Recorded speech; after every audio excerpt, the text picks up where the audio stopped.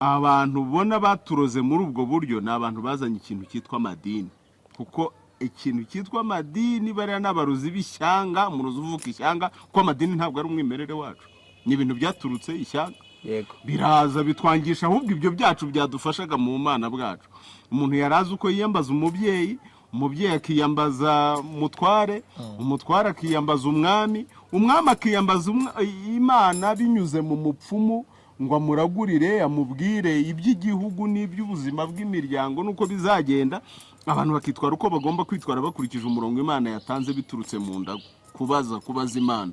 Noneho bakanavuga ngo Imana yeze cyangwa Imana yirabuye. Yaba yirabuye hakaba harimo amatega bagashaka intsinzi nabwo bakugira ngo babone igisubizo. Amadini yo yaje atubwira ko ibyo bintu ari ibishitani. Kubaza umubyeyi wawe byihorere baza Imana. Imana urayizi wowe? Imana ni nyoko wakubyaye. Niso isoko y'ubuzima bwawe. Nyoko icyoko cy'ubuzima bwawe. Ubu ntawe uzi kuvuga nyoko, ntawe uzi kuvuga so, byabaye ibitutsi. Isa ariyo sha ngo isubwo baba bamusuzuguye. Noneho ngo nyoko ariyo, noneho ngo bavuga papa wawe ariyo sha, daddy ariyo, ubwo bakaba mbese babaye abasirimu. Ubuho nibyo ntazi. Nyamara ubundi mu Kinyarwanda nyoko ni icyoko cy'ubuzima bwawe, nkuko imvura igiraho yokoka. Urabona imvura irakuba ukavuga utubwikubiye hari iri bugwe, icyoko cyayo ni kiri, ariko ubwikubiye hari ya nibiyagayaga ntabwo iri bugwe. Rero twese twokoka muri ba mama. Nyoko nicyo bivuze. Urumva n'Ikinyarwanda cyatakaye, ugiye kumamatwa imihini ngo mama. Ba mama wabahamagaraga kenshi mama ugende ngo kamamatwa imihini, kubera ko urimo uramuhoza mu kanwa nk'utamuhaye icyubahiro. Umuntu haye icyubahiro ntabwo waba uri kumwe n'umukuru w'igihugu ngo ariko perezi ngo perezi ka perezida ubusa ikigoryi nasoni. Ubu abana nuko babaye kuri ba nyina, mama umbyara. Hari nyoko kubyara n'utakubyara, mami kamama twimini. Ibyo nubuhone. Nyoko no umuntu ukomeye cyane, ni nayo mpamvu gututse bikomeye gutuka kuri nyoko. Ukavuga mabere ya nyoko. Akaba ari umuntu mukuru gukunda kubera ko abona utarimo kuzana icyo wonse mu mabere ya nyoko, ngo usubire inyuma wongere wibuke icyo nyoko yakonkeje ubundi abari cyubacyo. Ubwo ari nge wambwira gute ari nge? Nitwa Ndahira. Ntago nshaka kukubwira utazajya kuvuga ngo rutanga rw'amaboko yavuze ngo rega ntunyanga ngo ndahira mu mabere ya nyoko. Ariko ugize amahirwe wabona ugutuka kuri nyoko, noneho ukongera uko mbese ukiga kuba icyo wonse muri nyoko niba koko yarakonkeje neza, kuko nibyo bikurema. Noneho hakabana amabere ya nyoko nko kukubwira yuko nko kukubwira nkaho wakayabuze, kuko uyabuze nabwo wapfa. Umuntu ugutuka kuri nyoko agashaka kukurakaza, kuko abagutesheje icyubahiro. Ariko ku bakuru abakwifuriza neza kugira ngo wibuke aho ukomoka mu mizi yawe, noneho ube uwo wose muri nyoko. Yego. Ugwe nk'imvura nzima yaturutse mu cyoko cyayo, kuko imvura ni imigisha. Noneho so ni isoko y'ubuzima bwawe. Ubu rero ni daddy, ni papa, ni iki. Ariko urumva turimo turatakaza n'imboneza bitegerezo. Isoko y'ubuzima bwawe ntabwo wayifata uko wiboneye. Ni ikintu gikomeye cyane. Ubu rero abantu batandukanye n'ibyo ngibyo, batandukana n'uwo mwimerere. Umuntu aranakubwira ati ngewe ariko nanjye nshobora kugira amahitamo yanjye, nkabicyo nshaka. Ushaka utabibwemo uri kikora kiri cyo nazi. Urishongora kuba kuremye. Umubyeyi wawe niwe wakuremye, azi icyo yakuremyemo, ajya gutera iyo mbuto azi icyo yayitongereye. Niba abantu bagitongera, nta muntu ujya gutera imbuto gutera inda. Ubundi nta muntu gutera inda no gutera imbuto ni ukubiba. Nta muntu ujya kubiba atabiragurije ngo abyereze. Ni ukuvuga ngo agende mu murongo w'Imana nk'uko Imana ibishaka. Noneho urashaka kwirema uko Imana itakuremye ngo hisemo ibyawe. Ikiza ubundi mu Kinyarwanda uburere nibwo buruta ubuvuke. Kuvuka byari bifite umumaro, ariko igikurikiraho nicyo gikomeye, ibyo warereshejwe. Rero ikibazo cy'urubyiruko rwa none nta nubwo mbona ko ari rwo, ahubwo ni iki bavoma hehe. Hari abantu bahita bihuta nk'abayitwa abanyamuco bakaba ari bagenzi banjye, ariko mbona batagerayo. Bati urubyiruko rw'iki gihe ruratunaniye, bati ingo z'iki gihe, bati abantu bataye umuco, bataguye batabonye, urubyiruko rwatiki rutabonye, bonse iki mu mabere ya ba nyina, ntacyo, nibwo buhone, basamiwe mu buhone, bakurira mu buhone, niyo mpamvu ubona beza ubuhone. Yego. Ingo z'iki gihe zirubakwa bitari iby'u Rwanda, niyo mpamvu zibonamo amahano. Yego. Muri iyi minsi navuga ko abana bato bari hafi cyane, ikintu bakabaye bategereza kubona basigaye bakibona mbere y'igihe, ibyo mwe mwabonaga haciye igihe basigaye babona bakivuka cyangwa se nyuma y'igihe gito bakivutse. Ubona hajya mu muco ugasanga kera kumva umuntu ngo yakoze imibonano mpuzabitsina byabaga ari ikintu kinini, yabaga ari nk'inkuru, byabaga haciyemo igihe. Ariko ubu ngubu navuga ko urubyiruko rufite access kuri ibyo bintu cyangwa se rurabyegereye cyane, internet. Urubyiruko rw'iyi minsi umwana w'umukobwa aranywa itabi, aranywa urumogi, myaka 13 15 baraterana amada, inda z'indaro. Siko kwa kumamatwa imihini nakubwiraga se. Ubona rero kuba begereye bino bikorwa bakora, kuba biri hafi yabo, ese tubishinja umwana, tubishinja igihugu cyangwa umurera? Igihugu nakubwiye uko cyapfuye byo bituruka mu bukoroni, nubwo abantu bamwe bagenda babica ku ruhande bakavuga ngo ariko ngo ugiye mwavugiye ubukoroni, ngo ubu ngubu ngo ntabwo hageze kugira ngo namwe murebe uruhare mu bifitemo. Ntabwo haragera neza iby'ubuzima bwo mu mutwe. Umuntu umwishe mu bitekerezo ukamusaza nyine akaba umusazi, ntabwo bivuga ngo azamara igihe runaka noneho bwa busazi bworohe, ahubwo uko amara igihe niko burushaho kuba bubi, nta buvuzi abona bukwiriye. Uko niko rero twagenjwe mu bukoroni, noneho amadini atwica burundu, aho umubyeyi wawe atari we mubyeyi ufite icyo amaze. Umubyeyi wawe ni pasitoro wawe, ni padiri, ninde, ni we mubyeyi, kuko ni we gusabira imigisha, niwe ugira gute, ni nawe utura. Ubundi umuntu atura umubyeyi akamutura umuganura, kuko ari nawe wamuhaye imbuto ahinga. Ntacyo ushobora kuba umubyeyi atakora. Rero abantu bibonye batyo, ibyaziraga barabizirura ngo kiriziya ikuye kirazira. Hanyuma ni nabwo rero urubyiruko rwisanze ahantu hakora ibidakorwa nk'ibyo wavugaga. Waye nk'urugero, tureke n'ibyo bita ibiyobyabwenge. Mu Kinyarwanda twifatira itabi bisanzwe. Ku itabi ntabwo ryari ikiyobyabwenge, ariko uko warikoresha byakuyobya ubwenge. Noneho itabi, nta mwana wanywaga itabi ataritekerewe. Gutekererwa itabi byabaga ari umuhango, bigakorwa mu gihe runaka. Icyo gihe bakavuga bati umwana arakuze, reka tumukorere uwo muhango wo kumutekerera itabi. Bakamutekerera, mukuru w'umuryango akamuha, kamucanira, yatumura umwotsi wa mbere agakorwa. Yakorwa akabonera akamutongera tukukozwe n'iryo tabi. Umenye ko ari kugiye kujya ukorwa n'ibiva mu bitekerezo byawe. Nicyo byavugaga. Kunywa itabi ntabwo ari ibintu bya ngo nukujya muvuga ngo ni swingi, kujya hayi muzahanuka, ariko nta kintu kizabaramira kandi. Kunywa itabi babaga bakubwira bati ubu winjiye mu gika cy'abantu batekereza ibintu bikabagiraho ingaruka.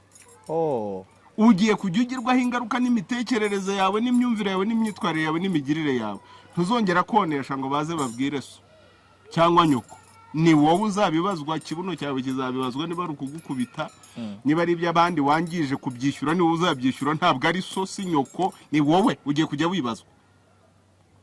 Aba bana b'abahungu n'abakobwa bari muri ibyo banywa ayo matabi, banywa inzoga, bagira bate n'inzoga nayo nuko nta muntu wapfaga gusomera ku muheha uko yibone. Hari imyaka udafata ku muheha. Ese kata twe tuzi ba data ba mama akugira atyo nawe ukajyana umuntu urya wisumbukuruza utegereyeho. Ntago wajya ku kibindi. Ikibindi intango ni y'abantu bakuru bivuga bafite imihigo.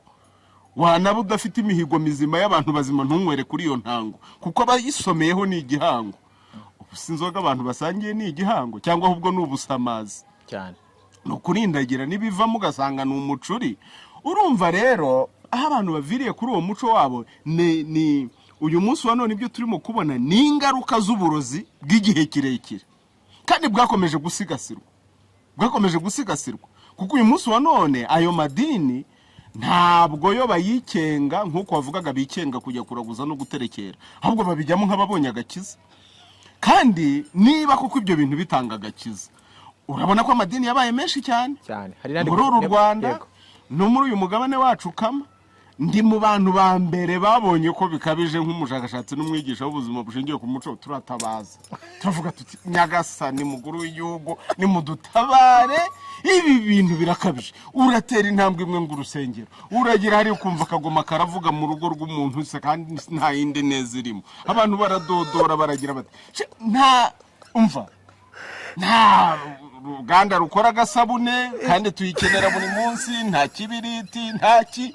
Insengero zirapfupfunuka nk'uko ibyobo kurusha uko ibyobo bipfupfunuka mu butaka. Nta butaka bukera ibyobo, ibihumyo aribyo byatungaga abatwa mu ishyamba, umuntu wese akabona icyo arya ku rwego rwe, mu gihe bamwe babaga amapfizi n'amamasa yabo n'amasekurume, abo mu ishyamba nabo bakabona ibihumyo bakarya. Burya niyo mpamvu kirazira ivuga ngo kirazira gusome kurya ibyobo ngo unywe n'amata, kuko abantu bo mu ngo kenshi babaga bafite amata, ubwo byabaga birengeye abo mu gasozi bibera mu mashyamba kugira ngo nabo babone ibyo barya byo ku rwego rw'inyama. Burya ibihumyo ni nabyo byiza cyane no kurenza n'inyama, nuko bakaba barengeye abo ngabo. Reka insengero zirapfupfunuka bibi bizu by'ibitangaza. Noneho hari hanadutse kwa kubaka ibigezweho bijyanye n'aho u Rwanda rugeze ni byiza, hari n'ubundi bw'ubuhege nutamenya uko bumeze. Nyagasani tabara, Imana y'u Rwanda izatwumva, umukuru abona ko nawe bikabije. Ngira ngo twarabivuze nawe araza aravuga ati babifunge ahubwo babimareho. Numva Imana y'u Rwanda ikoze ikibazo ntibabimazeho n'ubu biracyahari. Ibyo rero uko byiyongera, niba koko bizana agakiza, twakabaye tubona agakiza mu bantu, tukabona abantu bakira, bagakira kabi, bagakira ingeso mbi. N'ubundi ingeso ariko nimbi, ntabwo haba ingeso nziza nimbi, ibyo ni ibya Bibiliya. Bagakira mbese ubwo buhindugembe, ahubwo niho tubona bwiyongera. Uko se amadini urumva yaraje gukiza abantu, ariko tugifite iby'umuco wacu. Bakakubwira bati mwana nciriye ku kababi, ugiye kwiriba, ugasanga aya macandwa akamye, urapfa. Ngo barabeshye, wabaga upfuye koko, kuko utagendeye ku ijambo ry'umubyeyi wawe, wamaze gupfa mu ntekerezo zawe. Ariko nta wemeraga gupfa. Ntabwo byari scam. Ibintu bya scam muzana ntabwo ari ukuvuga ngo ni ukubeshya. Ndakubwira uko wabaga upfuye nk'umupfumu mu by'intekerezo.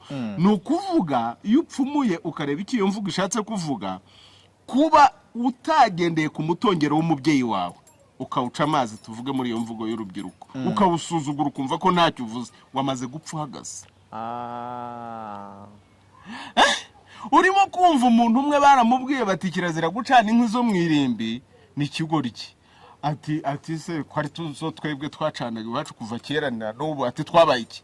Aturetse mukuru wacu wavutse agahita yigendera akipfira, ati n'undi wavutse ahinamiranye, ati nanjye ukunze gusesa ibintu ku mubiri, uretse ko ngenda nisiga uduti bikoroha ubundi bikagaruka, tubundi twabaye iki? Nuko ngo wamubazaga ngo arababara cyane nkuko nawe usetse kandi unababaye, ati ngo ntacyo mwabaye, ati yeva, ati cyo mwabaye kiramasa. None rero nawe ngo ni scam, ngo ni ukubeshya, ngo ntacyo byagutwara. Nabazaga nyina wa Ryangombe, kandi Ryangombe ari Nyagasani Mandwa nkuru y'u Rwanda icyo gihe, aramubwira ati Ryangombe naraye ndose nabi. Narose urukwavu rutagira ishyira ku murizo, kandi burya nibyo imandwa zambara iyo zibandwa. Narose ibi nibi, narose ibi nibi, uramenye ntugende, sinjya kujya muri izo ndoto zose, sicyo yaduteranije, ntugende.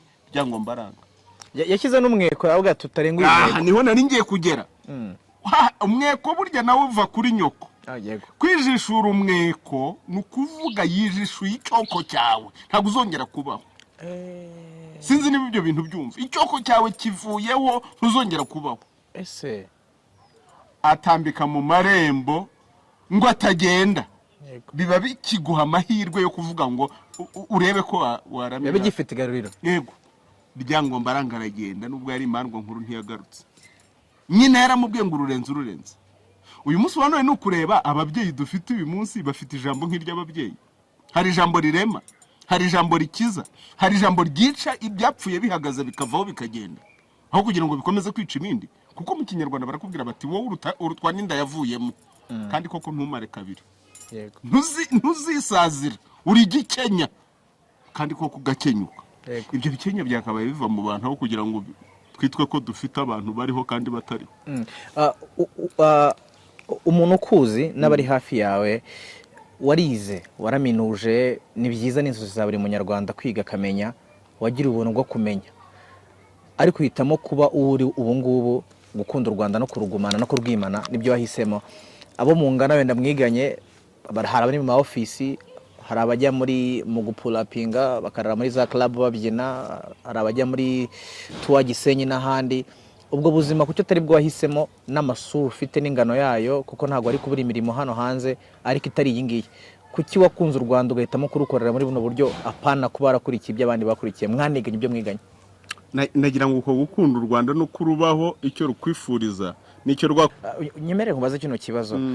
Umunyarwanda nyawe ukunda u Rwanda, urwemera, unabwifuriza ibyiza, ntago ajya kureba ibitekerezo byanyu abaganga cyangwa se abavuzi. Kuki bisaba imbaraga nyinshi kumvisha umuntu wa none ko kujya kuraguza, guterekera, kubandwa n'ibindi ari ibiburagasani, ari ibintu bidakwiye kuba byaba mu gihugu cy'u Rwanda? Umuburagasani we hubwo, umuburagasani we, agasani n'Imana. Yego. Nyagasani, agasani ni ubuzima, muzi w'ubundi buzima butazima. Noneho nyagasani ni nyabuzima, niyo mpamvu nyagasani ari Imana. Tukagira abanyagasani babiri mu Kinyarwanda, ubwo ni batatu. Imana birumvikana niyo bikomokaho. Hanyuma hakaba nyagasani umwami w'u Rwanda, umuhagararizi w'Imana mu bantu mu by'ubutegetsi, ubuyobozi. Hakaba na nyagasani Imandwa nkuru y'u Rwanda, umuhagararizi w'Imana mu by'ubumana, umuntu w'imbere, umuntu mu mizi ye, nk'uko amanuka ibimanuka akomoka ku Mana. Noneho rero kugira ngo ubwo bunyagasani bukomeze busigasirwe mu bantu n'ibintu, noneho bye kuba ibiburagasani. Ibibuzagasani ni ibibuza ishingiro muzi w'ubuzima butazima, ni ibiburamana. Wabyumvise? Kukigura abantu kubumva mwebwe rero nuko batandukanye n'agasani. Niba bigora abantu kumva nyagasani Imandwa nkuru y'u Rwanda, cyangwa nyagasani umwami w'u Rwanda, cyangwa nyagasani umubyeyi. Burya n'ababyeyi bakuru bashobora kwitwa ba nyagasani. Nyagasani mubyeyi ni icyubahiro cy'Imana imurimo. Ni nayo mpamvu ubu ngubu ashobora gukora iby'Imana yakora, kubera ko ashobora kukuvuma, ashobora kukuvumura. Ujya wumva ngo umuvumo w'ababyeyi biri no mu byo nakozeho ubushakashatsi ndangiza kaminuza za kirazira. Umuntu akuvumye byagufata ntibigufata? Biragufata, kandi nta n'umuntu ubigukuraho.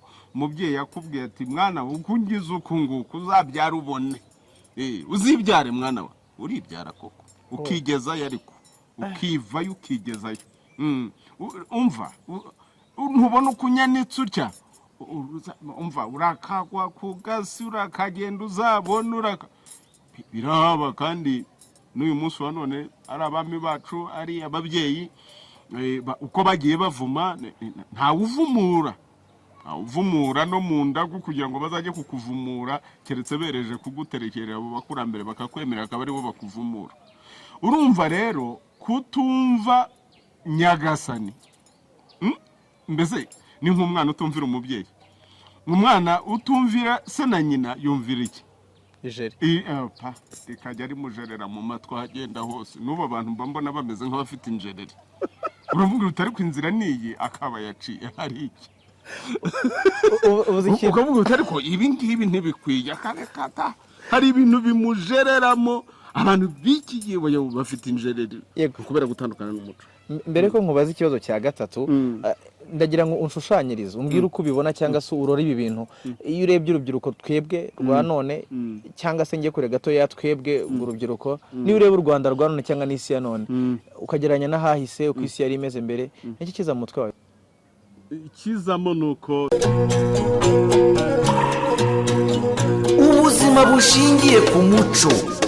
Ubuzima bushingiye ku muco ni ishuri ridusogongeza ku muco w'abaduciriye inzira kugira ngo tugaruke ku isoko, hamwe dushinze imizi y'imibereho yacu.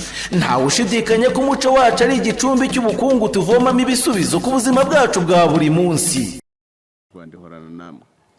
Ikibazo cya mbere nakubaza, ureba ikiganiro cyangwa uri kukirora hari byinshi biri mu bwenge bwe birimo kwibaza niba twembi turi abanyarwanda gusa igisubizo ni yego turi abanyarwanda njye nawe gusa utureba ashobora kubyitiranya akareba uko wambaye akareba inkoni akareba imiringa akareba n'imitsindo ufite akabyibazaho umunyarwanda wa none ari we jyewe n'umunyarwanda wa none ari wowe ariko umaze igihe mu Rwanda tugaragara dute ni imivugire ni imigenzo ni imico utureba dutandukanye ate nibyo ubundi turi indorerwamo yabo turi imbere ibigaragara ahangaha wavugaga ibiti n'ibyatsi n'imiti bitandukanye mu kanya wambwira guti ndumva ameze neza nakwigumira aha n'ibihe byose nuko ibyo ubona hejuru nuko birimo hasi ubuzima bumera aho bushinze imizi ikibazo rero gituma abantu bashobora kwibaza ngo uyu ninde uyu munsi wa none nuko ibiti by'umwimerere niba abantu twabagiranye n'ibiti byatandukanijwe n'ubutaka bwabyo bw'umwimerere byaranduwe mu butaka bwabyo bw'umwimerere noneho biterwa mu butaka butari ubwabyo ni ukuvuga umuntu yaranduwe mu muco we w'umwimerere wakabaye umugira umwihariko noneho yisanga ari mu muco utari uwe aba ari wakuriramo niho rero usanga imyambarire yatandukanye ugasanga imirire yatandukanye ugasanga imigirire yatandukanye ugasanga iby'ubumana ibi bita ngo ni imyizerere byatandukanye ndetse n'abantu bakagira amatati abarundi niko bayavuga ni n'amatage ni gutandukana hagati yabo kugeza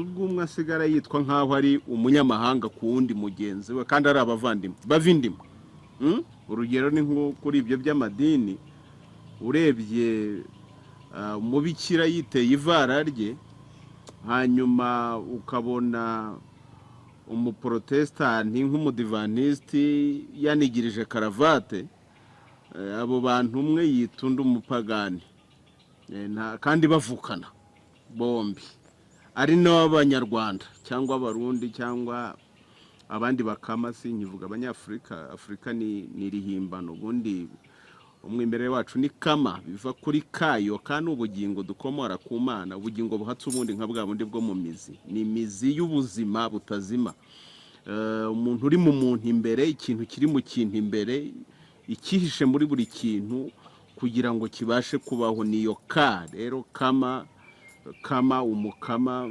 kirundi ikami umuntu w'ikami umuntu w'i Rwanda nicyo bivuze umuntu w'imutima ubuturo bw'Imana nibyo ugasanga rero abantu baratandukanye gutyo ubwo mbifatiye aho ngaho kugira ngo bibe urugero rwiza niho usanga rero no mu myambarire bamwe nko mu kinyarwanda ubundi tuzi ko abagabo batambara amakanzu aho amakanzu aziye amakanzu mu kinyarwanda yitwa ibizibaho kuzibaho gukingaho ni byiza zibaho kingaho ariko abantu b'iki gihe ntabwo bagishaka kuzibaho no gukingaho basigaye babunuza biteye ingorane cyane wenda kubagukurikira nk'urubyiruko bafite izo ngeso bakwiye kumenya ko atari iby'i Rwanda umuntu azibaho agakingaho iby'agaciro ubibika kure ugapfundikira agaseke ukazagapfundura igihe cyako ubu rero hari ikibazo ko abantu bahena bagahenera n'inzira kandi guhenera inzira ni akaga ni icyorezo ni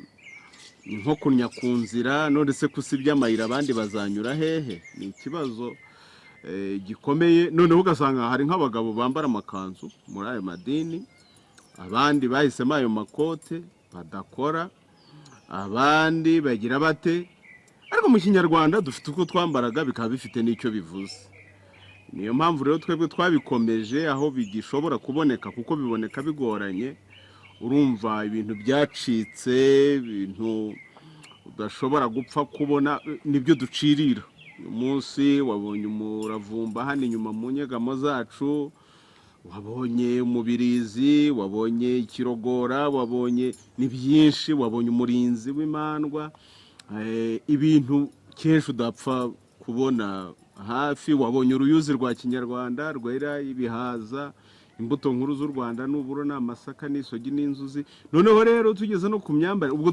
tuributsa abantu ko abanyarwanda babagaho, twari twigisha ubuzima bushingiye ku muco, kubaho ubuzima bushingiye ku muco wawe. None se abakurambere bacu babagaho bati, kugira ngo natwe tubafatireho, niba hari n'ibihinduka tukabijyanisha naho igihe kigeze, ariko ntushobora kubaho nta giti cyabaho kitagira imizi. Ese tuzabaho twararandutse ku mizi yacu? Niba wagereranya abantu nk'ibiti, igiti kivoma mu mizi yacyo kikanamera mu mwimerere wacyo. Iyo utangiye kukibangurira ukagitsindira ikitari icyacyo, kera si indimu, si amacunga, ni iki? Si amapera, si iki, ni igiki? Ni igihindu gembe, ni ibintu.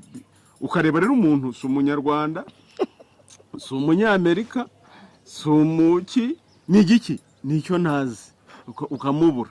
Ariko mu kinyarwanda icyo twavuga ku myambarire, abanyarwanda ubundi uko babaho, icyo bakeneye barakiremera, ntabwo ari kuvuga ngo abandi bazabikora twebwe tujye kubireba, tujye kubibashakaho cyangwa tujye kubigura. Ntabwo ugomba kubigura, ahubwo urabihanga. Ibyo ukeneye urabihanga. Urugero, bakeneye kwambara, kuko ku isi yose abantu babayeho bwa mbere bambara ubusa batambaye. Ntabwo ari biriya ngo bya Adamu na Eva, biriya ni ibintu abantu bahimbye nyine kugira ngo bakuze ibyabo. Ariko mu kinyarwanda ni naho abantu bahereye. Umuntu ibyo sinjya kubijyaho impaka, none habyaba ikindi cyigisho kuba byumvise ubu ngubu, ko birasaba ko twigana amateka mu mizi yabyo, atari byo twatsindiriwe. Umuntu wa mbere wabayeho yari yambaye ubusa, ntabwo yari yambaye. Nk'uko umuntu avuka ameze niko yari ameze, yikomereza gutyo nk'uko inyamaswa zibaho. Noneho uko ubwenge bugenda bukura, n'imbeho imukubita, n'imibu imurya, n'iki n'isazi, atangira kwiga ubwenge bwo kuvuga ngo ariko nta kintu cyankingira ibi byose.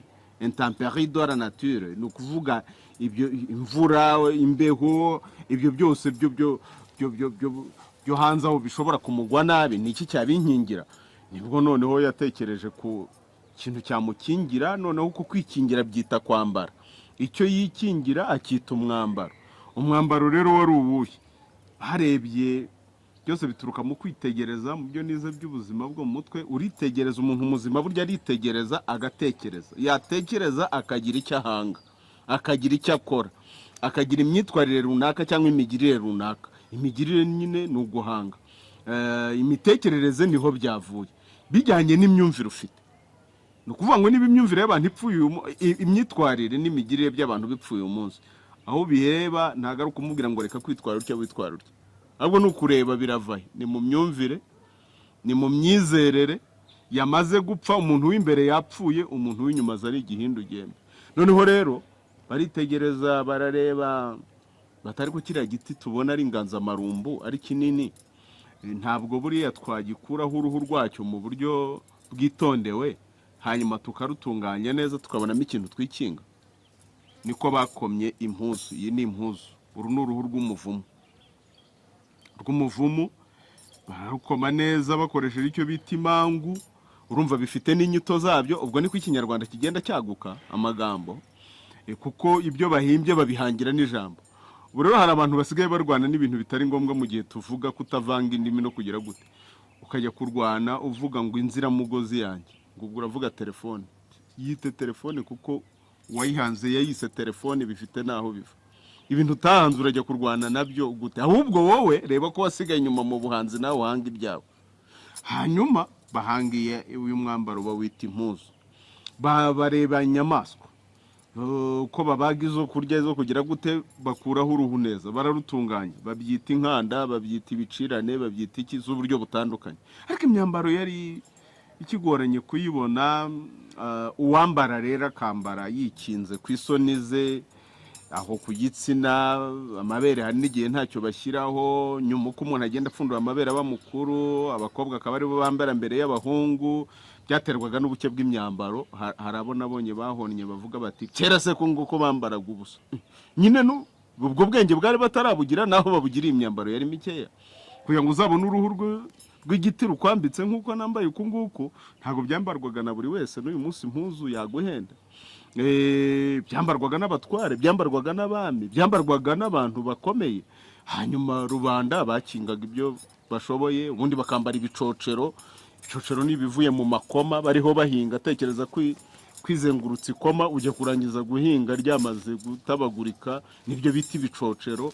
Urumva bakeneye umwambaro barawubonye, bakeneye ibyo kurimbana, imiringa y'imirinda ni abasogokuruza, bakeneye iby'imitsindo babishyiraho nk'iyo mitsindo wavugaga, bakeneye inyubako, noneho babona ko kuba mu mashyamba bidahagije, barema inzu, inyubako ya kinyarwanda bahoze uyibona hariya, iya ngoro yo mu Bicumbi, inzu y'uruziga, binafite nicyo bivuze. Iyo dukenyeye gutya tuba tuvuga ko turi impazabafozi, ko turi indwanyi, turi ingabo z'igihugu zo kukirwanira no kukirinda. Nayo mpamvu umuntu agira aho akenyerera, umugabo akagira aho akenyerera, umugore akagira aho akenyerera. Hari abantu bapfa gukenyera uko babonye, ntabwo ariko bimeze.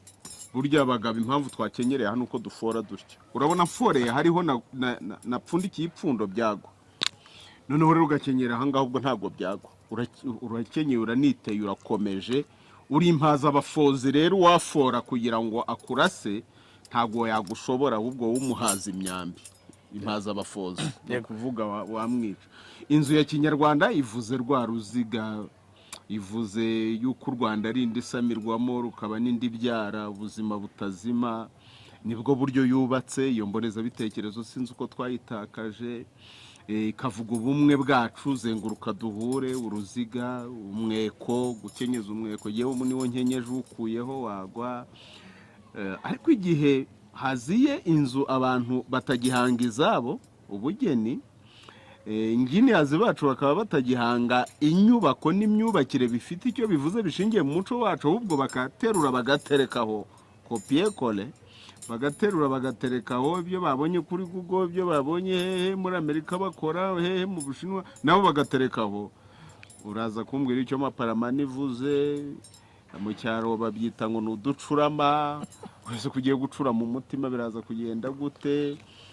Urumva twatakaje byinshi. Rero ku cyo wambazaga uti abatureba baravuga ko ndinde kurinde, baraturebera muri ibyo bihe, yuko ubu uko nambaye yewe izi nkweto nambaye sinzi uko bashobora kuzibona.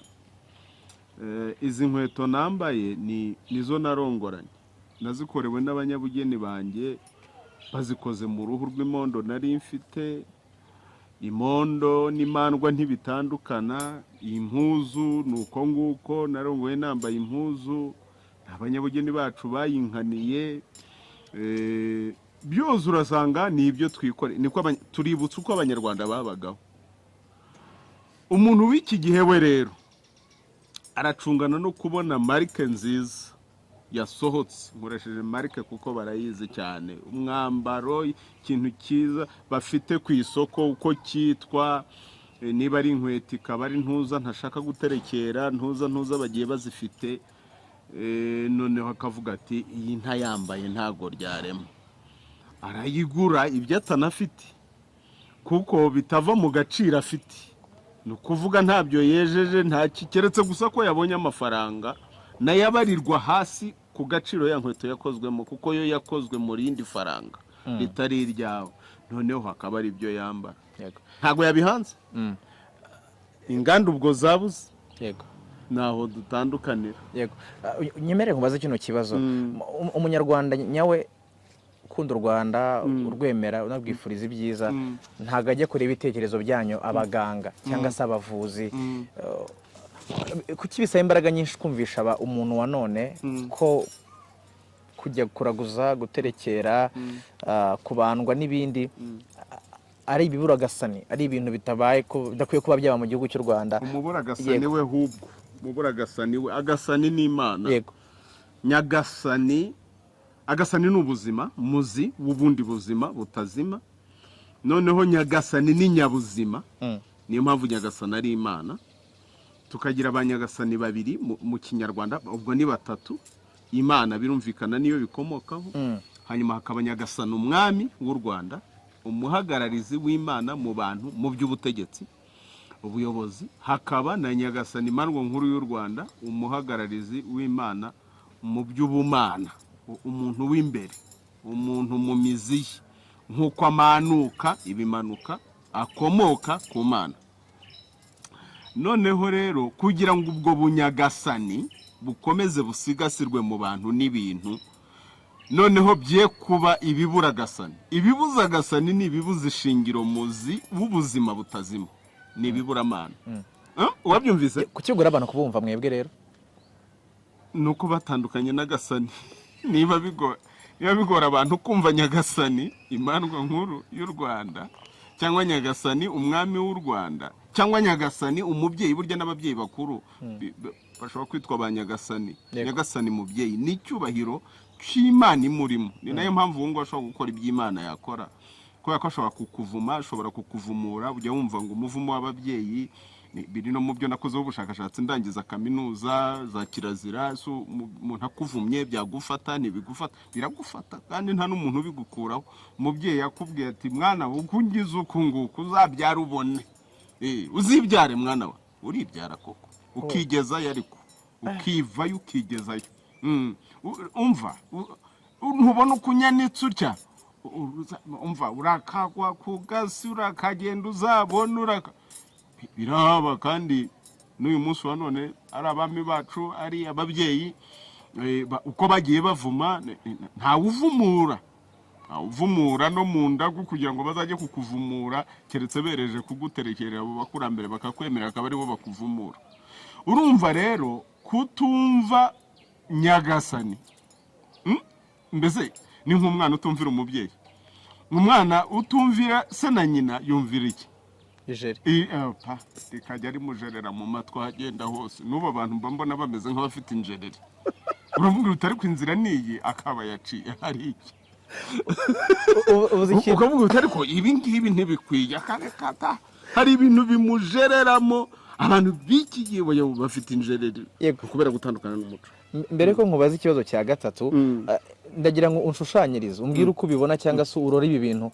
Iyo urebye urubyiruko twebwe rwa none, cyangwa se ngiye kure gato ya twebwe urubyiruko, niyo ureba u Rwanda rwa none cyangwa n'isi ya none, ukagereranya n'ahahise uko isi yari imeze mbere, n'iki kiza mu mutwe wawe ruta? Ikizamo ni uko ibintu byaje umucuri, hajemo ubuhone kubera uko kuva ku isoko. Ariko ntabwo abantu aribo babyigiriye, bifite ababikoze bafite n'icyo bagamije. Niyo mpamvu mu gisabisho gikuru cyo gusabira u Rwanda bavuga ngo rutsindira umwanzi wo mu kirambi. Ubwo ni umurongo umwe mvuzemo cyangwa ibiri mikarago. Rutsindira umwanzi wo mu kirambi n'umurozi uvuka ishyanga. Ngo garika ibiganza utugabire rugaba rwagisha rugaba maze twishyuke mu Rwanda. Umwanzi wo mu kirambi ni umuntu uwo ari we wese wo mu gihugu ukorana n'umugizi wa nabi ushaka kugukura kuri bwa bunyagasani. Rero uwo niwe witwa umurozi w'ishyanga, uturuka ishyanga. Abantu rero kugira ngo ubone ko n'abantu bakurambere bacu bari abapfumu ku rwego rwo hejuru, bakaba bapfumuye, barabibona ko bizaba. Abantu ubona baturoze muri ubwo buryo ni abantu bazanye ikintu cyitwa amadini. Kuko ikintu cyitwa amadini bariya n'abarozi b'ishyanga, umurozi uvuka ishyanga, kuko amadini ntabwo ari umwimerere wacu, ni ibintu byaturutse ishyanga. Biraza bitwangisha ahubwo ibyo byacu byadufashaga mu Mana bwacu. Umuntu yarazi uko yiyambaza umubyeyi, umubyeyi akiyambaza umutware, umutware akiyambaza umwami, umwami akiyambaza Imana binyuze mu mupfumu ngo amuragurire, amubwire iby'igihugu n'iby'ubuzima bw'imiryango nuko bizagenda. Abantu bakitwara uko bagomba kwitwara bakurikije umurongo Imana yatanze biturutse mu ndago, kubaza Imana. Noneho bakanavuga ngo Imana yeze cyangwa Imana yirabuye. Yaba yirabuye hakaba harimo amatega, bagashaka intsinzi nabwo kugira ngo babone igisubizo. Amadini yo yaje atubwira ko ibyo bintu ari ibishitani. Kubaza umubyeyi wawe, byihorere baza Imana. Imana urayizi wowe? Imana ni nyoko wakubyaye, niso isoko y'ubuzima bwawe. Nyoko icyoko cy'ubuzima bwawe. Ubu ntawe uzi kuvuga nyoko, ntawe uzi kuvuga so, byabaye ibitutsi. Isa ariyo sha ngo isi ubwo baba bamusuzuguye. Noneho ngo nyoko ariyo, noneho ngo bavuga papa wawe ariyo sha, daddy ariyo, ubwo bakaba mbese babaye abasirimu. Ubuho nibyo ntazi. Nyamara ubundi mu Kinyarwanda nyoko ni icyoko cy'ubuzima bwawe, nk'uko imvura igiraho yokoka. Urabona imvura irakuba, ukavuga utubwikubiye hari iri bugwe. Icyoko cyayo ni kiri. Ariko ubwikubiye hariya nibiyagayaga ntabwo iri bugwe. Rero twese twokoka muri ba mama. Nyoko nicyo bivuze. urumva n'ikinyarwanda cyatakaye, ugiye kumamatwa imihini ngo mama, ba mama wabahamagaraga kenshi mama ugenda ngo kamamatwa imihini, kubera ko urimo uramuhoza mu kanwa nk'utamuhaye icyubahiro. Umuntu uhaye icyubahiro ntabwo waba uri kumwe n'umukuru w'igihugu ngo ariko perezi ngo perezi ka perezida ubusa ikigoryi ntasone. Ubu abana nuko babaye kuri ba nyina, mama mbyara, hari nyoko ukubyara n'utakubyara, mami kamamatwa imihini. Ibyo ni ubuhone. Nyoko ni umuntu ukomeye cyane, ni nayo mpamvu ugututse bikomeye gutuka kuri nyoko, ukagutuka ati mabere ya nyoko. Uwo akaba ari umuntu mukuru ugukunda kubera ko abona utarimo kuzana icyo wose mu mabere ya nyoko, ngo usubire inyuma wongere wibuke icyo nyoko yakonkeje, ubundi aba ari cyubacyo. Ubwo ari njye wambwira gute ari njye? Nitwa Ndahiro. Ntabwo nshaka kukubwira, utazajya kuvuga ngo rutanga rw'amaboko yavuze ngo rega ntunyanga ngo Ndahiro mabere ya nyoko. Ariko ugize amahirwe wabona ugutuka kuri nyoko, noneho ukongera mbese ukiga kuba icyo wonse muri nyoko, niba koko yarakonkeje neza, kuko nibyo bikurema. Noneho hakabona amabere ya nyoko nko kukubwira yuko nko kukubwira nkaho wakayabuze, kuko uyabuze nabwo wapfa. Umuntu ugutuka kuri nyoko agashaka kukurakaza, kuko abagutesheje icyubahiro. Ariko ku bakuru abakwifuriza neza kugira ngo wibuke aho ukomoka mu mizi yawe, noneho ube uwo wose muri nyoko. Ugwe nk'imvura nzima yaturutse mu cyoko cyayo, kuko imvura ni imigisha. Noneho so ni isoko y'ubuzima bwawe. Ubu rero ni dadi, ni papa, ni iki. Ariko urumva turimo turatakaza n'imboneza bitekerezo. Isoko y'ubuzima bwawe ntabwo wayifata uko wiboneye. Ni ikintu gikomeye cyane. Ubu rero abantu batandukanye n'ibyo ngibyo, batandukana n'uwo mwimerere.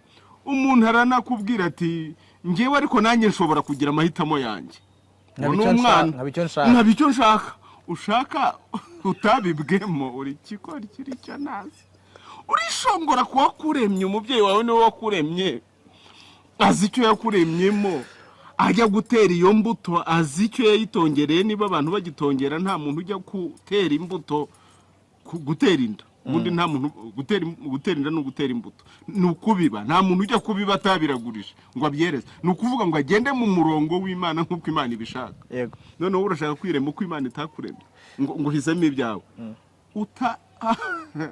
Ikiza ubundi mu Kinyarwanda uburere nibwo buruta ubuvuke. Kuvuka byari bifite umumaro, ariko igikurikiraho nicyo gikomeye, ibyo warereshejwe. Rero ikibazo cy'urubyiruko rwa none nta nubwo mbona ko ari rwo, ahubwo ni iki bavoma hehe. Hari abantu bahita bihuta nk'abayitwa abanyamuco, bakabaye ari bagenzi banjye ariko mbona batagerayo. Bati urubyiruko rw'iki gihe ruratunaniye, bati ingo z'iki gihe, bati abantu bataye umuco. Bataguye batabonye, urubyiruko rwatiki rutabonye. Bonse iki mu mabere ya ba nyina ntacyo, nibwo buhone. Basamiwe mu buhone, bakurira mu buhone. Niyo mpamvu ubona beza ubuhone. Ingo z'iki gihe zirubakwa bitari iby'u Rwanda, niyo mpamvu zibonamo amahano. Muri iyi minsi navuga ko abana bato bari hafi cyane, ikintu bakabaye bategereza kubona basigaye bakibona mbere y'igihe. Ibyo mwe mwabonaga haciye igihe basigaye babona bakivuka, cyangwa se nyuma y'igihe gito bakivutse. Ubona hajya mu muco ugasanga kera kumva umuntu ngo yakoze imibonano mpuzabitsina byabaga ari ikintu kinini, yabaga ari nk'inkuru, byabaga haciyemo igihe. Ariko ubu ngubu navuga ko urubyiruko rufite access kuri ibyo bintu, cyangwa se rurabyegereye cyane, internet. Urubyiruko rw'iyi minsi umwana w'umukobwa aranywa itabi, aranywa urumogi, myaka 13 15 baraterana amada, inda z'indaro. Siko kwa kumamatwa imihini nakubwiraga se. Ubona rero kuba begereye bino bikorwa bakora, kuba biri hafi yabo, ese tubishinja umwana, tubishinja igihugu cyangwa umurera? Igihugu nakubwiye uko cyapfuye byo bituruka mu bukoroni, nubwo abantu bamwe bagenda babica ku ruhande bakavuga ngo ariko ngugiye mwavugiye ubukoroni, ngo ubu ngubu ngo ntabwo hageze kugira ngo namwe murebe uruhare mu bifitemo. Ntabwo haragera neza iby'ubuzima bwo mu mutwe. Umuntu umwishe mu bitekerezo ukamusaza nyine akaba umusazi, ntabwo bivuga ngo azamara igihe runaka noneho bwa busazi bworohe. ahubwo uko amara igihe niko burushaho kuba bubi, nta buvuzi abona bukwiriye. Uko niko rero twagenzwe mu bukoroni, noneho amadini atwica burundu, aho umubyeyi wawe atari we mubyeyi ufite icyo amaze. Umubyeyi wawe ni pasitoro wawe, ni padiri, ninde, ni we mubyeyi, kuko ni we gusabira imigisha, ni ugira gute, ni nawe utura. Ubundi umuntu atura umubyeyi akamutura umuganura, kuko ari nawe wamuhaye imbuto ahinga. Ntacyo ushobora kuba umubyeyi atakora. Rero abantu bibonye batyo, ibyaziraga barabizirura ngo kiriziya ikuye kirazira. Hanyuma ni nabwo rero urubyiruko rwisanze ahantu hakora ibidakorwa nk'ibyo wavugaga. Waye nk'urugero, tureke n'ibyo bita ibiyobyabwenge. Mu Kinyarwanda twifatira itabi bisanzwe. Ku itabi ntabwo ryari ikiyobyabwenge, ariko uko warikoresha byakuyobya ubwenge. Noneho itabi, nta mwana wanywaga itabi ataritekerewe. Gutekererwa itabi byabaga ari umuhango, bigakorwa mu gihe runaka.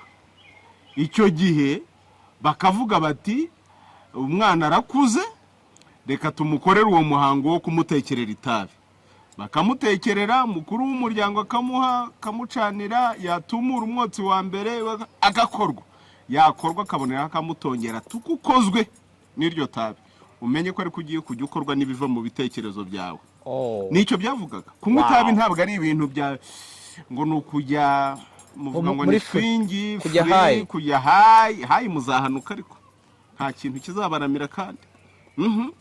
Kunywa itabi babaga bakubwira bati ubu winjiye mu gika cy'abantu batekereza ibintu bikabagiraho ingaruka. Ugiye kujya ugirwaho ingaruka n'imitekerereze yawe, n'imyumvire yawe, n'imyitwarire yawe, n'imigirire yawe. Ntuzongera konesha ngo baze babwire so cyangwa nyoko. Ni wowe uzabibazwa, kibuno cyawe kizabibazwa niba ari ukugukubita, niba ari iby'abandi wangije kubyishyura ni wowe uzabyishyura, ntabwo ari so, si nyoko, ni wowe ugiye kujya wibazwa. Aba bana b'abahungu n'abakobwa bari muri ibyo, banywa ayo matabi, banywa inzoga, bagira bate n'inzoga nayo nuko nta muntu wapfaga gusomera ku muheha uko yibone. Hari imyaka udafata ku muheha. Kata twe tuzi ba data ba mama akugira atyo nawe ukajyana umuntu utya wisumbukuruza utegereyeho. Ntago wajya ku kibindi. Ikibindi intango ni y'abantu bakuru bivuga bafite imihigo. Wanaba udafite imihigo mizima y'abantu bazima ntunywere kuri iyo ntango, kuko abayisomeyeho ni igihango.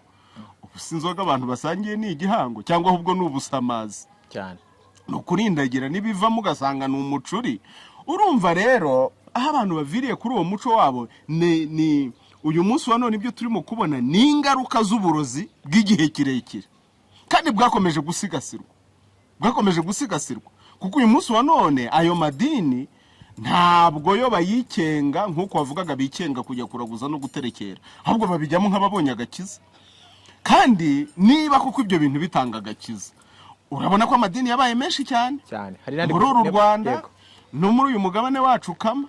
Ndi mu bantu ba mbere babonye ko bikabije nk'umushakashatsi n'umwigisha w'ubuzima bushingiye ku muco. Turatabaza, turavuga tuti Nyagasani muguru w'igihugu ni mudutabare, ibi bintu birakabije. Uratera intambwe imwe ngo urusengero, uragira hari ukumva akagoma karavuga mu rugo rw'umuntu se, kandi nta yindi neza irimo. Abantu baradodora baragira bati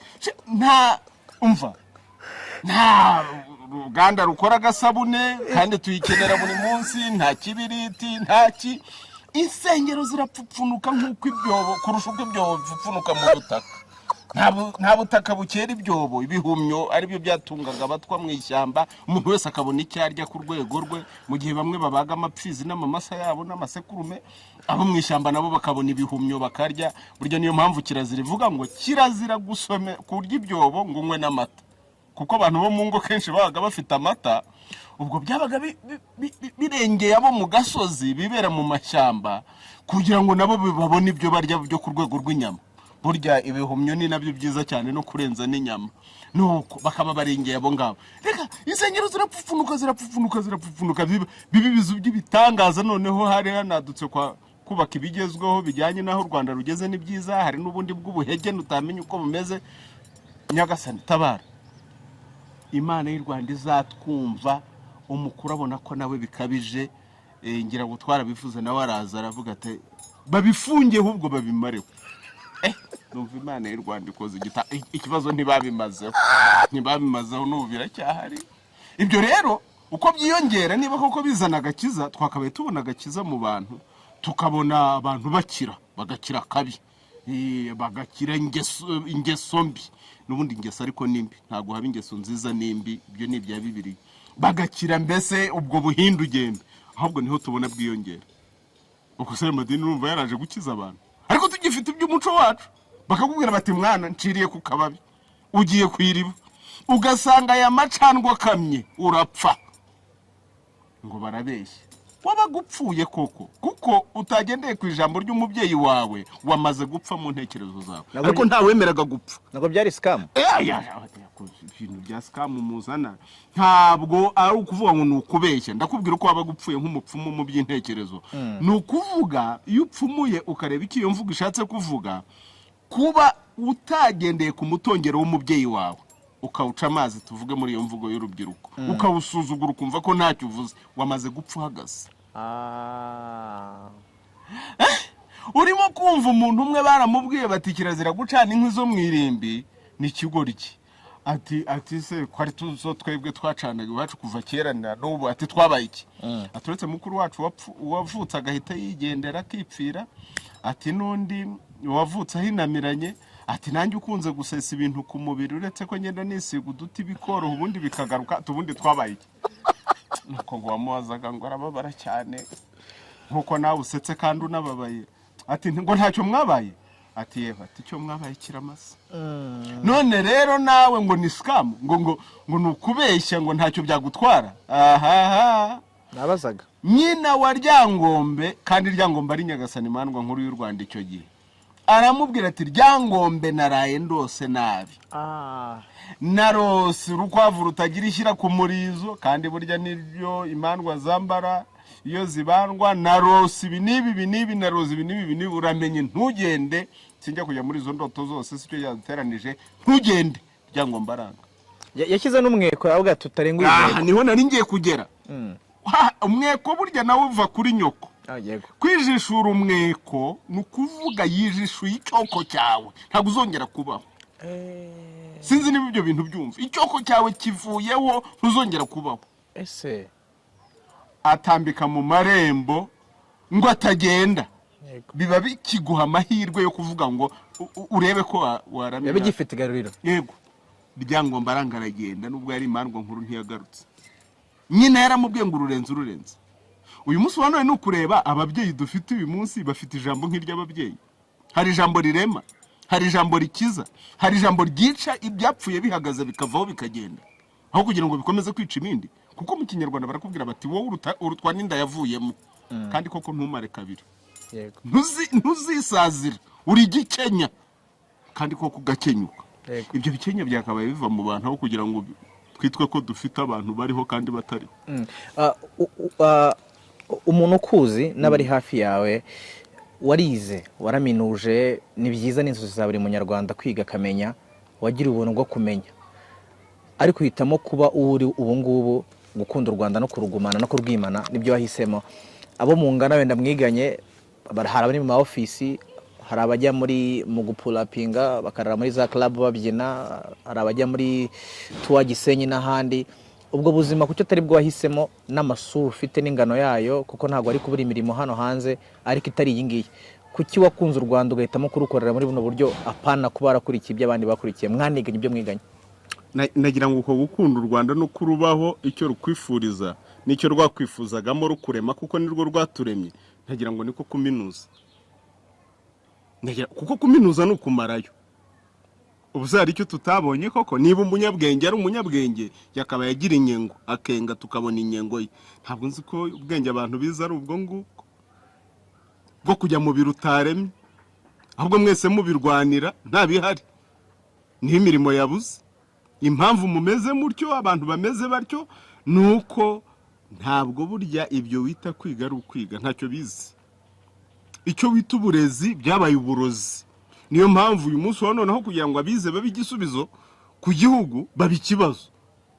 ntabwo ubona ko uko amashuri yiyongera nuko umubare w'abize wiyongera, ariko twongera ibibazo by'abantu batagira icyo bakora, batagira imirimo, bitwa abashomeri.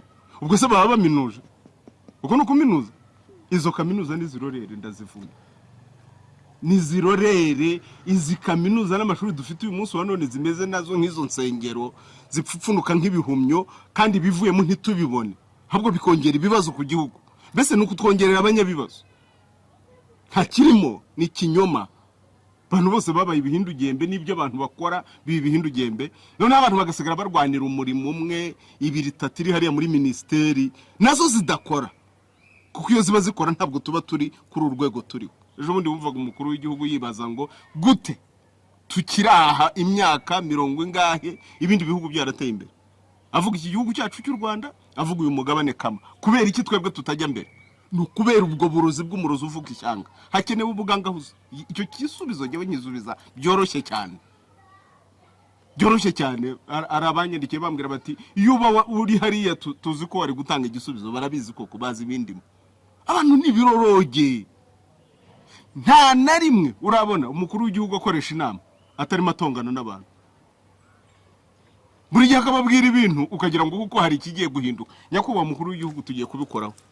Nta nubwo bavuga umukuru w'igihugu, perezida wa repubulika simbizi wavuga umukuru w'igihugu ko bitavugika, cyangwa umukuru urubereye mu ruharo. Niyo uvuga umukuru nyine wumva ko ari mukuru, ukitwararika icyo umukuru yakubwiye, kuko mu Kinyarwanda umukuru, ijambo ry'umukuru riraguma. Ariko reba hora bahinduranya nk'uko umuntu ahinduranya intuza. Washyize hariya ntakora ntibikoze, agahindura agashyira mu ndi. Harimo umusaza none akuyemo umusaza agizemo igikwerere, ashyizemo urubyiruko, wenda we n'amaraso mashya avomwa hehe? Wumvise ijambo yavuze ngo noneho ngo ari abasaza, ngo ari urubyiruko, nta ukimenya guta. Usigaye ubura uko bitandukanye. Urubyiruko se ruvomwe hehe? Ubwo ruraza ari rwo rubikurenza n'ababandi. Abantu babaye ibiroroge, barimo uburozi bw'umurozi uvuka ishyanga, bakeneye kurogorwa, bakeneye kugangahurwa, bakeneye ikirogoro. Abantu bagakubitwa icyuhagiro, bagakorerwa umuhango. Kuva ubwo burozi bwaberega nta bugangabuzi buhari. Ejo bundi nahoze mbona ubutware bw'uburezi, minisiteri y'uburezi, ubwo ngubwo bivuze gutyo, bariho bavuga, sinzi niba ari abanyamakuru bagiranaga ikiganiro niba ari iki, babagaya ibyo nanjye nkunda kunenga kenshi. Rwose bamvugiye ibintu biratangaje kubona umuntu yiga ibintu atazagira icyo amaze. Biratangaje kubona umuntu yiga akavuga ngo araminuje, ariko wamubwira uti icyo uminuje kiduhe, ubundi waminurije guhangira abataraminuje imirimo, ahubwo arajya kurwanira imirimo n'abakabaye bayifata. Ndaguha urugero, umuntu yize, twaze tubiganira inyuma ya kamera ariko n'ubureka mbigarukeho. Umuntu yize biomedical engineering, nukuvuga gukora ibijyanye n'ibyuma bigenerwa, ibinyabutabire n'ibiki bikoreshwa mu bijyanye n'ikiganga. Biomedical engineer. Noneho ntacyo akora muri ibyo ngibyo, akora mu iduka ricuruza telefone hariya mu mujyi. Cyangwa umuntu wize engineering mu bintu by'ikoranabuhanga acuruza telefone. Gucuruza telefone, nta muntu utacuruza telefone. Notarize gusoma no kwandika, yaza gacuruza ukajya umubwira uti iyi ngiyi igura yangaya, burya bazi no kubifata. Uzasanga mu cyaro hari abantu b'abacuruzi bafite n'amafaranga menshi batazi gusoma no kwandika, ariko amafaranga yo ntibananirwa kuyabara. Uwo muntu atwaye umurimo w'umuntu hariya utaragize amahirwe yo kujya ku ishuri, kubera ko ishuri yize naryo ntacyo rivuze. Umuntu yize gukora imiti, ntabwo akora imiti, ahubwo yabaye umucuruzi w'imiti y'Abahinde, y'Abanyamerika n'iki. Sela umucuruzi, ntabwo ari umucuruzi, yize gukora imiti. Ubwo urumva dufite igisubizo. Warangiza ngo burezi kuri bose, ngo abantu bose ubu bariganya kuba mukuru w'igihugu, ngo nta kibazo, ngo ubu n'abataga amashuri turagenda tuyabasubizamo. Yaba bayataga bakajya gukora uturimo tw'amaboko dufite icyo tumara, bakagira n'umutima muzima w'u Rwanda. Kurenza kuminuza, ukabona umuntu yaminuje arenza agera kuri PhD, ejo bakamukura mu nteko ishinga amategeko ngo kubera inzoga shaka. Ibintu hari umuntu urinda ugera kuri urwo rwego atazi kunywa inzoga mu gihe cyayo no ku rugero rwayo. kugeza ubwo igihugu gishyiraho gahunda yitwa tunywerese. Iyo gahunda ntabwo ngiye nyishyigikira mu mbabarire, kuko ntabwo ari byo byakabaye bikorwa, ahubwo wakabaye ureba igituma abantu bajya gushyirirwaho iyo gahunda. Umuntu muzima w'u Rwanda ntabwo yagashyiriweho iyo gahunda, kuko inzoga ni imfura, ikanyobwa n'indi. yego, kandi ifite imihigo, ufite icyo uhiganwa nayo, ukanywa wiyumva, uganira neza, ruganira nk'inkindi, warangiza ugataha wiririmbira amahoro meza, ukiriyamira. Nari mfite sogokuru agagenda aririmba ati menyera muzayizo muziranenge, yari umwana nk'abandi, uyenda umuhanda wose, akaza yiririmbira, ntacyo yangije, ntacyo akigira mu buriri bwe akiryamira. Undi sogokuru mbona mu miryango itandukanye, kwa data no kwa mama, noneho sogokuru aracyahari inkekabahizi cyane bizigira by'imfizi mu nyinyabahamba, ntuzabahande rwego rw'inkindu rwo bateraho inzego bakuririraho sha, mvuko yivuga n'ubu twamwuririyeho muzima cyane imfura yagize atya ubucura bwe, amushyira mu marembo inka zitashye, ngo yasinze amushyira mu marembo, kuko baramubwira ati sogoko genda uye kuruga, wagize urananiwe iki, kugira ngo abahinyuza bereke kwaza ubwenge ndetse n'ubwo ku rwego rw'Imana. Afata uruhinja rwe arushyira mu marembo bucura, inka ze zitashye, afata icumu rye, abantu bagira ubwoba.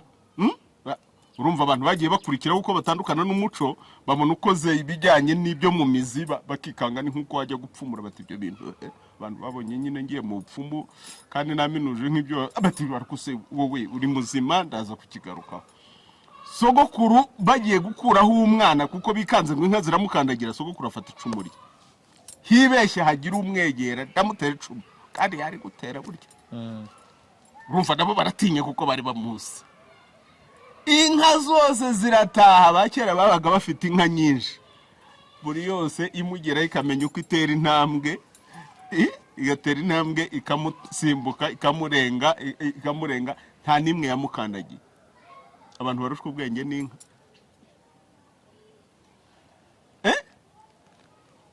Kugeza ubwo umuntu anywa akananirwa kwicyura, akayoberwa hataha, akarara mu muferege, agakora ibidakorwa, tukabona amashusho y'urukozasoni ari hanze ahangaha, ntazi n'iki inzego zishinzwe zibikora, ngo yasinze, ejo akazaza ati mumbabarire nari nasinze, bakukubita inyozi tote wamutindi, urimo urandagaza igihugu ngo nkamambabarire, ukandika hariya bakubabarire iki, uguze ikibabaza aricyo. Rero aho kugira ngo ujye gushyiraho amategeko y'agahanyu, ngo utwara yasinze turamufunga, ngo ugira gutya bigiye gute, ukirirwa wanditse hari abantu bambaye ibyapa ngo bantu bazi no kuvuga ngo tunywe gakeya, ngo tunywe resi, ngo barisanisha n'imvugo z'urubyiruko. Iyo psychology yabapfanye, wakabaye ujye kureba ahubwo igituma abantu bageze aho ngaho, akaba ari cyo urandura mu mizi. Twebwe abapfumu nicyo dukora. Hanyuma rero kucyo wambazaga uti waraminuje ugira gute, hanyuma uhitamo kuza muri ibi. Nibyo ni ikibazo umuntu wese yakwibaza, nabo twiganaga barabyibajije, abandi bakabimbaza. Ubu koko n'ubuhanga bwawe nuko twari tukuzi, uhisemo kujya muri ibi bintu koko bitagira epfo na ruguru. Ibi bintu ni ibiki wihangishijeho? Ntabwo nashoboraga kubabonera igisubizo keretse kubaho ibindimo. Ubu uyu munsi nibwo babibona nabo, ariko byari biremereye kuko ndangiza kaminuza, ibitaro by'indwara zo mu mutwe, mu bushakashatsi nakoze, nkabasha gukora ibyari byarananiye abandi, ibyo twize kandi bitubwira biti mukora ibi birakira bikanga. Nasubira ku byo kwa sogokuruza, kuri wa murage wa sogokuruza. Sogokuruza yari umupfumu, yari Nyagasani Imandwa Nkuru y'u Rwanda. Wumva bavuga ngo Nyagasani Imandwa Nkuru y'u Rwanda, ntabwo ari ukwitwerereza, ntabwo ari bya bindi byadutse ikigihe ngo nugutwika, uratwika ejo bizagenda bite, wimanukire kuzamuka ko bizagorana. Nababwiye ngo murajya hayi ariko murahanuka, kandi nta gitangira. Ubwo muhanutse rero ibyanyu biraza kuba naba, amaherezo yanyu araba mabi. Nuko barambwira rero hari n'imirimo ntabwo yewe nagombaga kuyisaba, kubera uburyo ubushakashatsi bwanjye bwari bwagize umusaruro. Kuko urabibona, umuntu yasaze kuko yishe inyamanza, yasaze kuko yagiye mu nzu itagangahuye, yasaze kuko yamennye igisabo, yasaze kuko byagenze gute.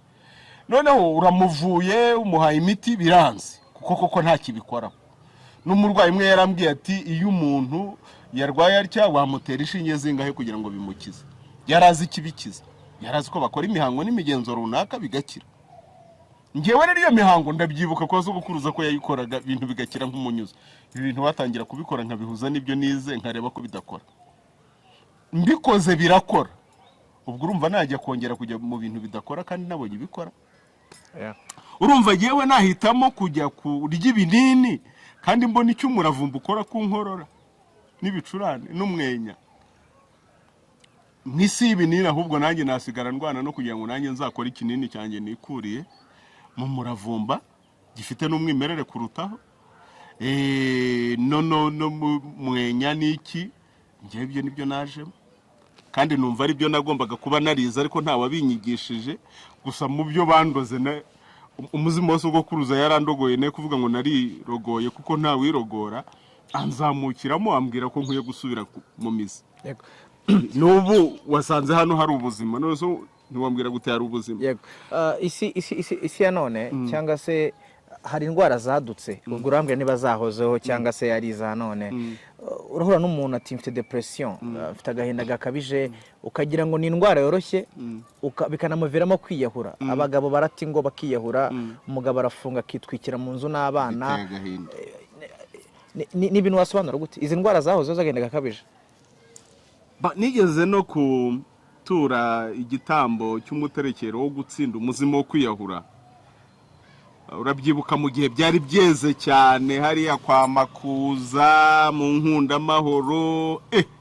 Bona birakabije nka Nyagasani Imandwa nkuru y'u Rwanda abakurambere bantegeka gutamba icyo gitambo kandi niba mubyibuka n'ubu haciyemo akantu ko ntabwo bavuga ngo byararangiye kuko ndaterekera genyine. Erega nanjye murandenganya nta buterekera ari umwe ariko ndabigira nka Nyagasani Imandwa nkuru y'u Rwanda nzi ko byagize umumaro n'uyu munsi. Ariko turacyabona ukumva ngo umuntu wamugani yitwikiye mu nzu, ukumva ngo umuntu yiroshe mu mazi, ukumva ngo umuntu yagize atya n'atya, ukumva ngo umuntu yagize atya cyangwa yishe mugenzi we mukubise ifuni umuhini iki. Mu Kinyarwanda hashoboraga kubaho ko umuntu yiyahura ariko si kenshi. Ni igihe umuntu yagize ibintu bimurenga bigize bite ni bikeya cyane. Nabwo byaba hakaba hari imihango igomba gukorwa mbere yo guhamba uwo muntu, bagakora imihango yo kugangahura kugeza ubwo bajya kumushyingura bagomba gukubita umurambo we nko kugira ngo ako kabi katazagira undi kazamukiramo mu muzimu we nawe akaziyahura kandi kuko ntihagire uwongera kwiyahura mu muryango. Uyu munsi wa none rero urebye ibintu birimo kuba nabivuga mu buryo bubiri. Hariho cyambere abantu bose bahita babonera hafi ubuzima busa n'ubugoye abantu kurwana n'imibereho badafitiye imizi. Ubundi buryo baba bafite imizi y'imibereho bakayibayeho neza, ubuzima bukizana nk'uko amazi atemba hamanuka. Nturwane nabyo. Ubu abantu basigaye barwana n'ubuzima. Kuki urwana n'ubuzima? Ntage igihumyo kirwana no kumera kiramera. Hapfa kuba hari umurama wacyo mu butaka kiramera. Aho ubuzima buri buramera ntago burwana no kumera buramera. Ubuzima bwabaye intambara bute. Ubu rero abantu bararwana kandi bakarwana atari abanyembaraga kuko batakiri mu mizi yabo, bakananirwa vuba cyane bakiheba bagahitamo kwirangiza. Ubwo niko nabivuga nk'inzobere mu by'ubuzima bwo mu mutwe. Kuko urareba usanga benshi bibaho n'urubyiruko shakisha imibereho byanze, yagiye mu by'urukundo gihubutsi biramutenguha, afatwa n'indege iramugurukana yikubita hasi arahanuka koko avuye hayi. Urasanga ari umugabo umugore watengushwe n'urushako, ari umwana watengushwe n'ababyeyi be, ari ababyeyi batengushwe n'urubyaro, amahenerane mu muryango.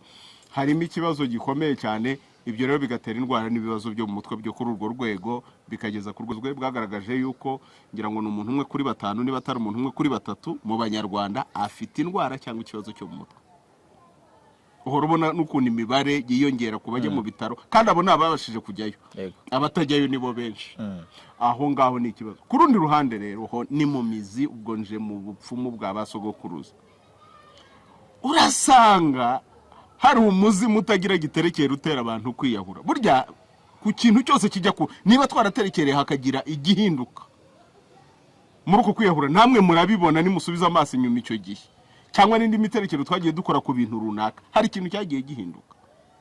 Bivuze ngo hari ikibazo kiri mu mizi y'abantu. Mu bakurambere uko babizi n'uko ubuzima buri, nta giti kibaho kitagira imizi. Nuvuga niba ibiti bihagaze bifite imizi.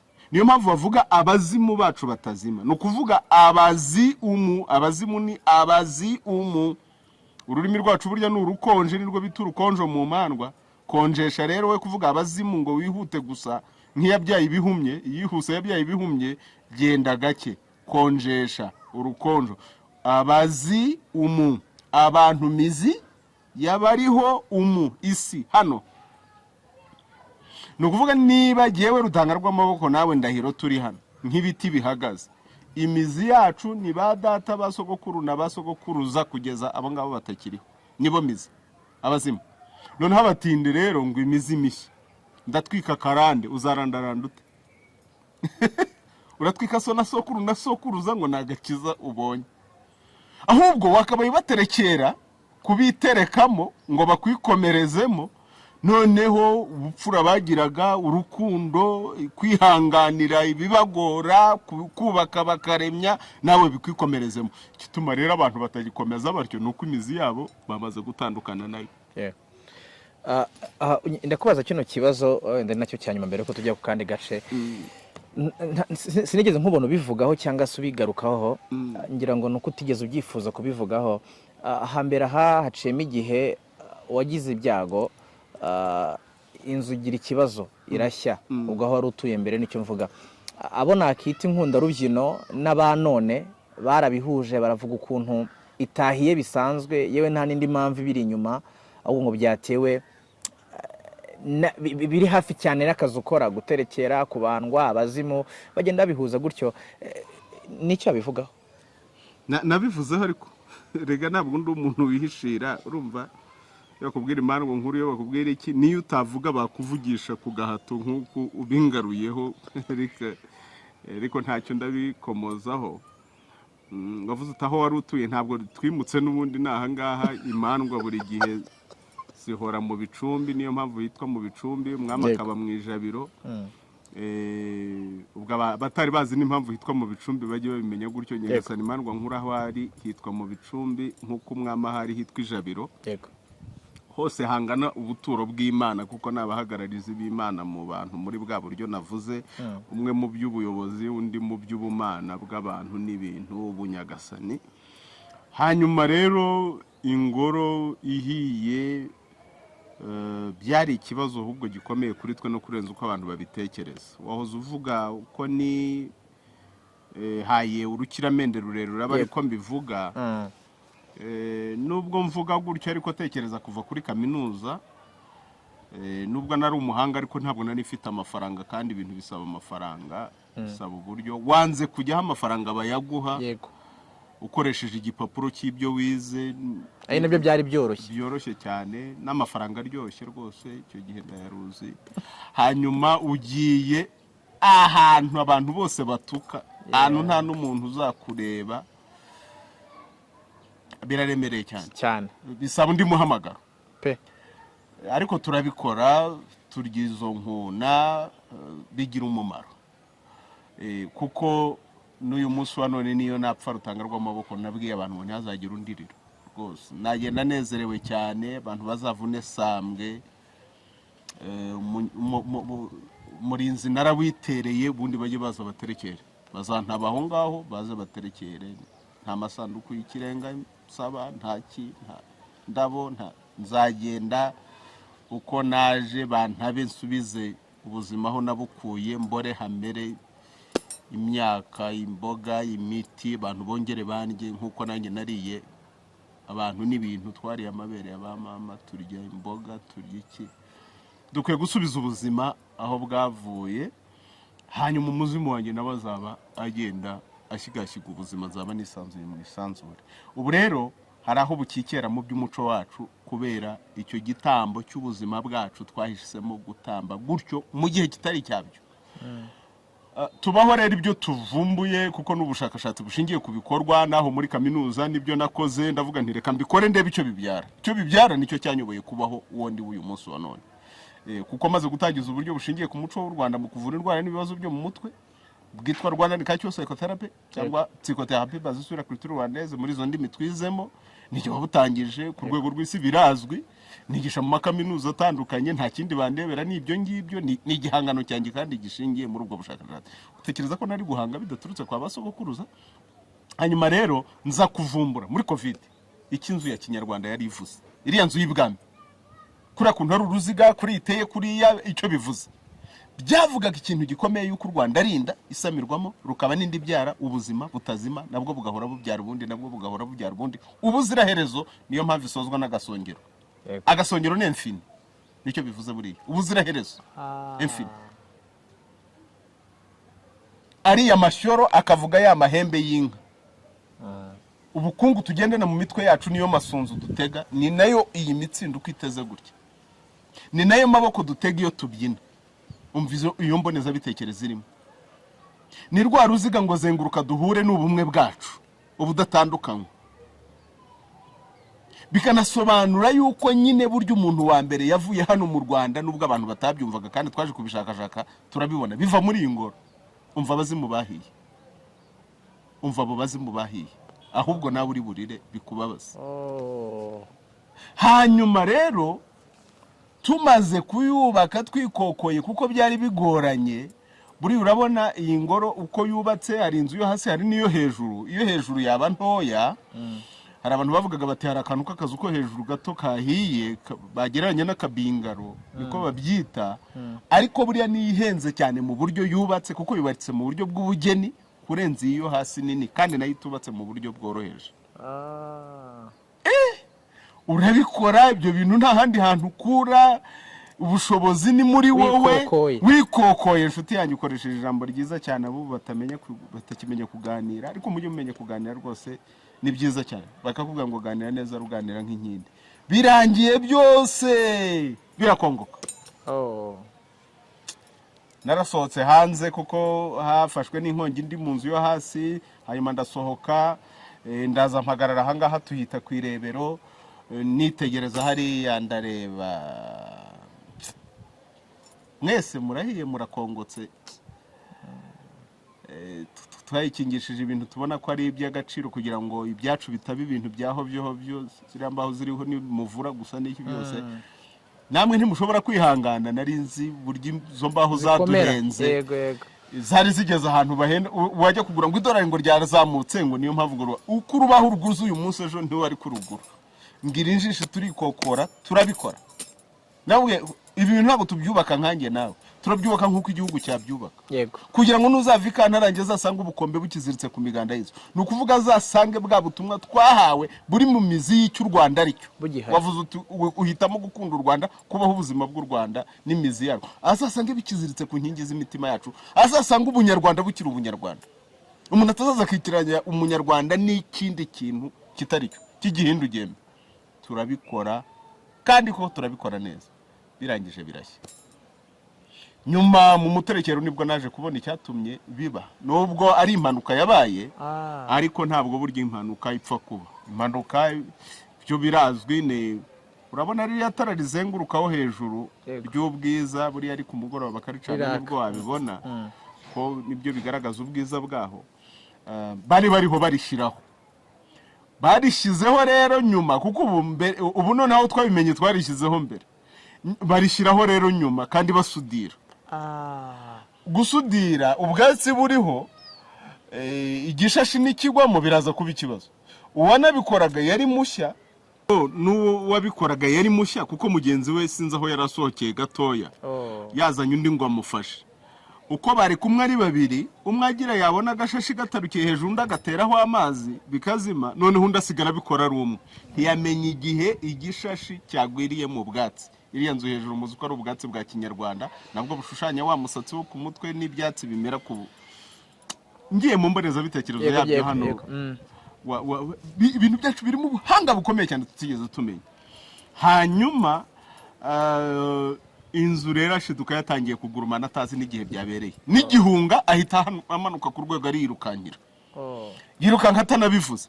Twebwe twabimenye ari abaturanyi baturutse impande n'impande baza batubwira bati inzu yagurumanye no kwinjira hangira ngo babaye nk'abajya kumena urugi kuko nta muntu wari wabimenye. Hanyuma urumva ni impanuka nyine ubwo mbigusobanuriye gutyo kugira ngo wumve ibyo ari byo, ariko nubwo ari impanuka ntabwo ikintu gipfa kuba hano mu isanzure, buri kintu cyose kiba kubw'impamvu.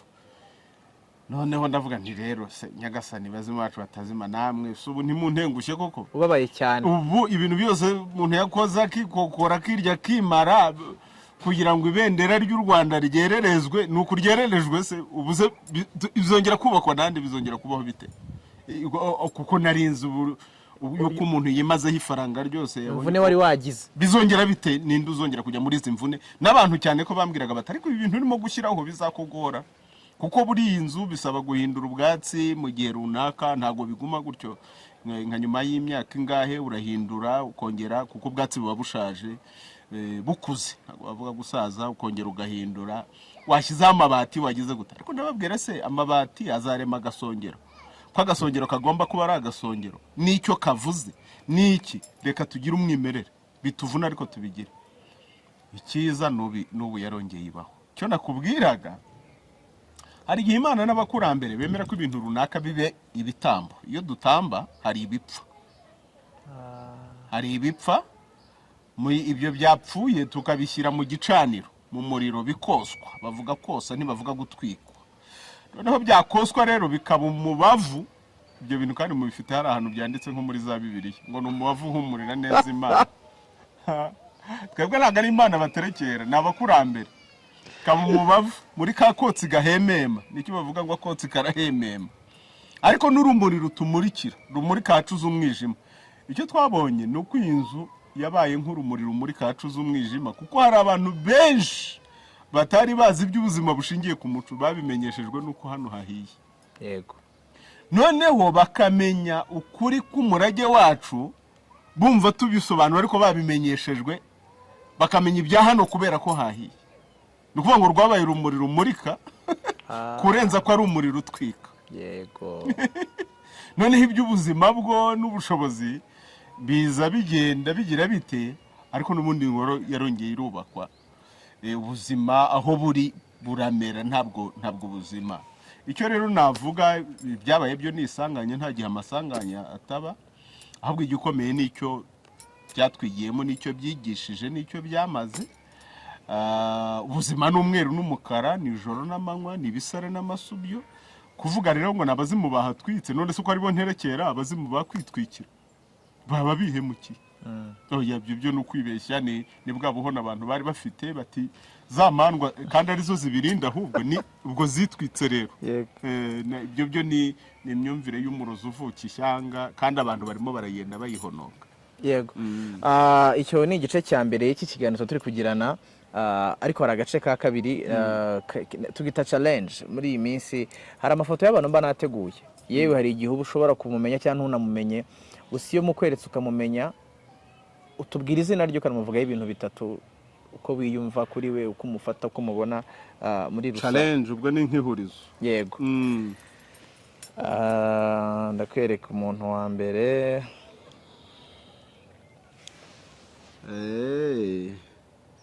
kugira ngo tugaruke ku isoko hamwe dushinze imizi y'imibereho yacu.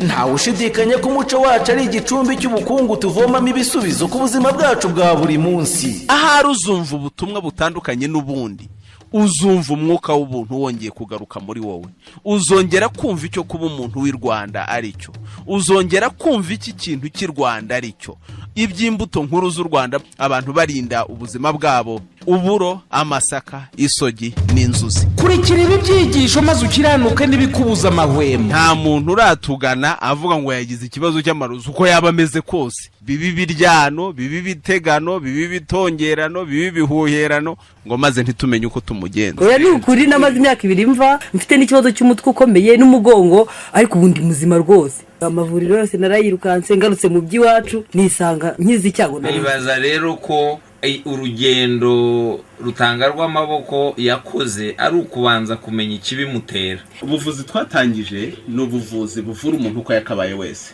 nyuma y'igisobanuro gishya cy'umuntu, kuko nasanze abakurambere bacu bari bazi umuntu no kurusha twebwe tuvuga ngo twaramwize, bakamenya imigenzo bari bukore kugira ngo babe bamuremye mu ntekerezo, mu mwuka we, mu mubiri we aba ameze neza. Ndavuga ngo umuntu n'inda atandukanye ubugira kabiri, bwa mbere nawe ubwe, kuko ni nyabutatu agizwe n'umwuka, intekerezo n'umubiri. Iyo umugabane umwe wakozweho, umuntu uko yakabaye wese aba yakozweho.